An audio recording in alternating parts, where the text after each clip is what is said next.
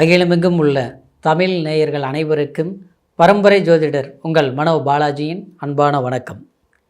கும்பராசி அன்பர்களுக்கு சூரியன் புதன் இந்த இணைவு ஒரு அற்புத யோகம், அதாவது புதன் ஆதித்ய யோகம்.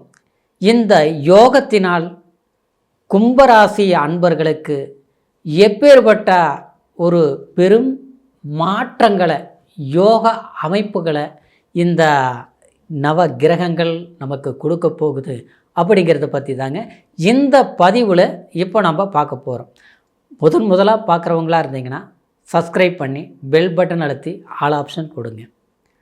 கும்பராசி அன்பர்கள் அப்படின்னா கும்பம் சொல்லணுமா, கம்பீரமானவர்கள், எதிலையும் வல்லவர்கள், மற்றவங்களுக்கு ஒரு உதாரணமாக வாழக்கூடியவங்க தான் இந்த கும்பராசி அன்பர்கள்.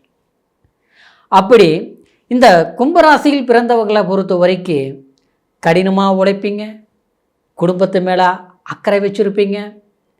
அதே சமயத்தில் சமூக பற்று ரொம்ப அதிகமாக இருக்கும். தேசப்பற்றும் சொல்லும் இல்லைங்களா, ஏதோ ஒரு வழியில் போயிட்டு இருந்தால் கூட அங்கே ஒரு சிறு பிரச்சனைனால் கூட ஐயோ இந்த மாதிரி நடக்குது, அது என்னன்னு பார்ப்போம், ஏதுன்னு நம்மளால் முடிஞ்ச வரைக்கும் ஒரு நல்லதை சொல்லுவோம், உதவி செய்வோம் அப்படிங்கிற ஒரு எண்ணத்தோடு செயல்படக்கூடியவங்க தான் இந்த கும்பராசி அன்பர்கள்.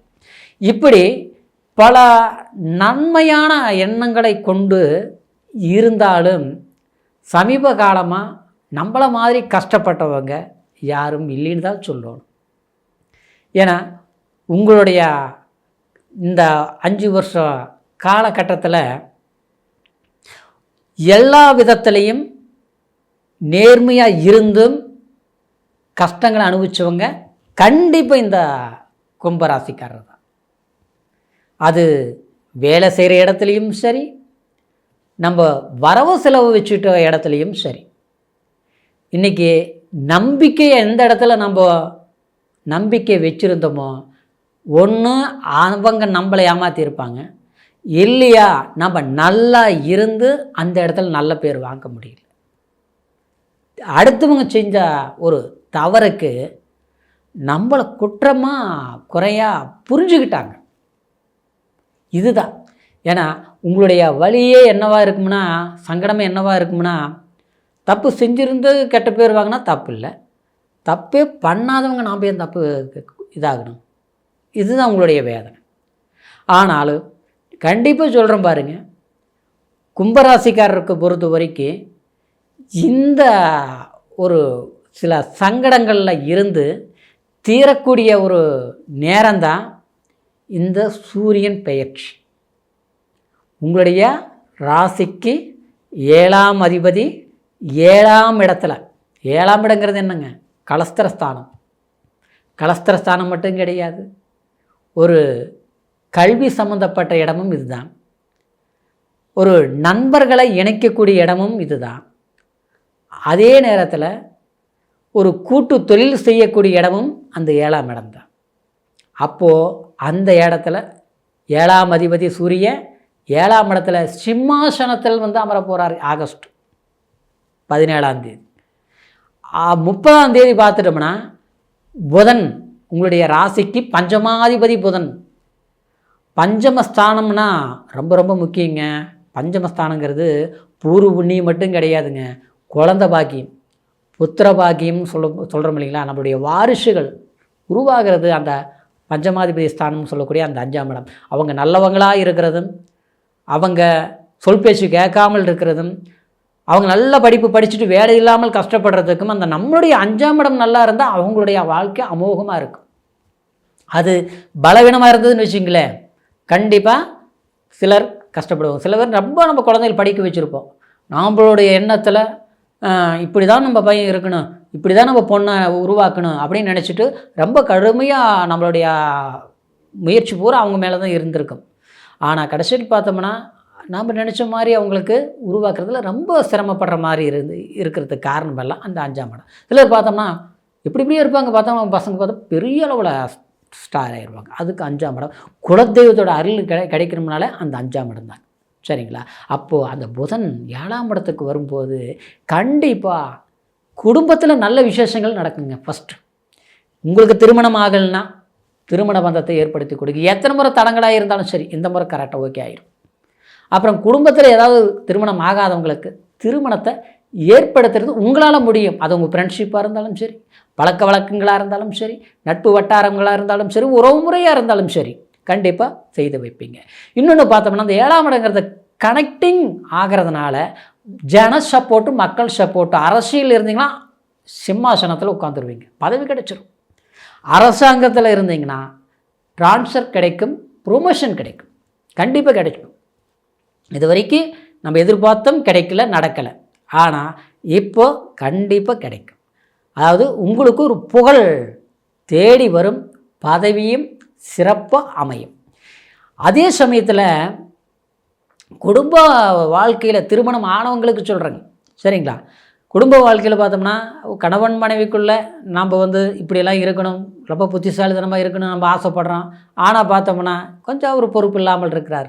ஒரு மனைவியாக இருந்தால் கணவரை பற்றி சொல்கிறேன், கணவனாக இருந்தால் மனைவி பற்றி சொல்கிறேன். நம்ம கணவராக இருந்தோம்னா நம்ம நல்லா தான் இருக்கிறோம், ஆனால் நம்மளை புரிஞ்சிக்க மாட்டேங்கிறாங்க. நம்மளை பற்றி ஏதாவது ஒன்று தவறாக நினச்சிக்கிறாங்க.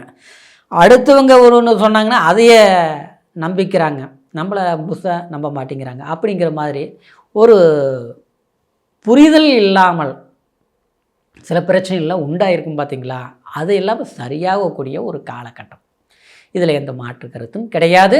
அது புரிதல் மட்டும் உண்டாக வர்றது இல்லாமல் பரஸ்பரமான அன்பு வெளிப்படுத்துவீங்க. குடும்பம் செழிசெழிப்பாக உருவாக்கும். திருமணம், அதாவது வாரிசுகளுக்கு வேலைவாய்ப்பு அல்லது கல்வி, வேலைவாய்ப்பு, இல்லை திருமணம், இந்த மாதிரி விஷயங்கள் கண்டிப்பாக செய்யக்கூடிய வாய்ப்புகள் உண்டாகும். இப்படி அதாவது கும்பராசி அன்பர்களுக்கு பொறுத்த வரைக்கும் கடந்த காலத்தில் கொஞ்சம் ஆரோக்கியத்தில் கூட தொந்தரவுகள் வந்திருக்கும். நரம்பு சம்மந்தப்பட்டது, பேக் பெயின், கைவலி, கால்வலி, அதாவது எலும்பு தேய்மானம் சொல்லக்கூடிய இந்த மாதிரி சில பிரச்சனைகள் எல்லாமே கண்டிப்பாக வந்திருக்கோம். அந்த மாதிரி பிரச்சனைகளுக்கு எத்தனையோ வைத்தியங்கள் பார்த்தோம், மருத்துவ செலவுகள் பார்த்தோம், சரியாகலை. ஆனால் நமக்கு சரியானா வீட்டில் இருக்கிறவங்களுக்கு யாருக்காவது ஒரு பிரச்சனைகள் தொடர்ந்து வந்துட்டுருக்குது. 2 மாதத்துக்கு ஒரு முறை தான் கரண்ட் பில் கட்டுறோம், ஆனால் பார்த்தோம் மாதம் வைத்திய செலவுக்கே நமக்கு சரியாக இருக்குது. ஏதாவது ஒரு ஹாஸ்பிட்டலில் பணம் செலவு பண்ணுறது இல்லாமல் அலைச்சலாக இருக்குது. அப்படியே பண்ணினாலும் சரியாக மாட்டேங்குது. அப்படிங்கிற ஒரு வருத்தத்தில் இருக்கக்கூடிய கும்பராசி அன்பர்களுக்கு கண்டிப்பாக சொல்கிறோம் பாருங்கள், ஒரு வைத்தியம் பார்த்தாலும் சரி, இல்லை ஒரு கோயிலில் போய் நல்லா மனசார சாமி கும்பிட்டுட்டு வந்தாலும் சரி, எல்லாமே சரியாயிடும். மனக்கவலைகள் நிச்சயமாக நீங்கிடும். அப்புறம் பார்த்திங்கன்னா தவறாமல் ஒன்று மட்டும் பண்ணுங்கள், ஆதாயமான விஷயங்கள் செய்யுங்க. இடம் வாங்குங்க, வீடு கட்டுங்க, லோன் போட்டு கூட வீடு கட்டுங்க. கண்டிப்பாக 1 மடங்குக்கு 4 மடங்கு லாபத்தை அடைவீங்க. ரியல் எஸ்டேட் தொழில் செய்யக்கூடியவங்க நிச்சயமாக லாபத்தை நீங்கள் அடைவீங்க. இந்த காலகட்டத்தில் அடைஞ்சே தீர்வீங்க. இது செப்டம்பர் மாதம் 16ஆம் தேதிக்குள்ளே பெரிய ஒரு லாபத்தை நீங்கள் நிச்சயமாக அடைஞ்சிருவீங்க, எந்த மாற்று கருத்தும் கிடையாது. அப்புறம் பழைய வேலைப்பாடுகள், ஒரு அரசாங்க சிக்கல்கள், ஒரு கோர்ட்டு வழக்குகள், ஒரு சம்மந்தப்பட்ட சில குடுக்கல் வாங்கல்னால பிரச்சனைகள் போயிட்டு இருந்தது, பஞ்சாயத்து ரீதியில் நடந்துகிட்டு இருந்தது, பூர்வீக சொத்து இழுப்பறியாகவே இருக்குது, நமக்கு வர வேண்டியது வராமல் இருக்குது. அந்த மாதிரி விஷயங்களுக்கு கொஞ்சம் கவனம் இந்த காலகட்டத்தில், இந்த நேரத்தில் அதிகமாக எடுத்துக்கோங்க, நல்லா இருக்கும். அதே மாதிரி சட்டத்துறையில் வேலை செய்கிறவங்களுக்கு நிச்சயமாக பெரிய வழக்குகள் ரீதியில் ஆதாயம் அடைவீங்க.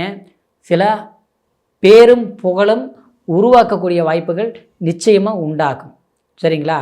அதே நேரத்தில் பேச்சுவார்த்தையில் கொஞ்சம் கவனமாக இருக்கணும். யாருக்கிட்டையும் வாக்குறுதி கொடுக்குறதுல கொஞ்சம் தெளிவாக இருக்கணும்.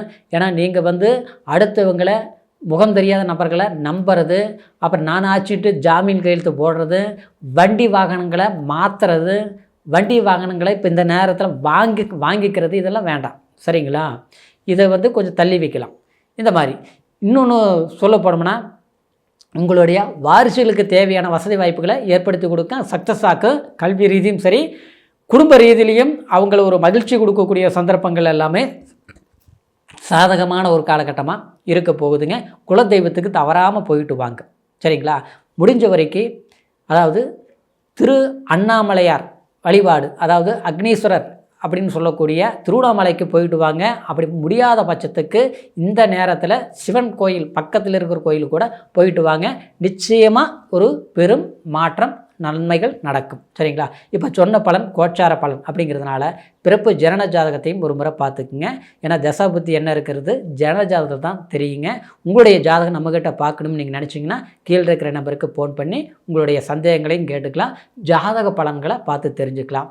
மீண்டும் அடுத்த பதிவில் உங்களை சந்திக்கிற வரைக்கும் நன்றி, வணக்கம்.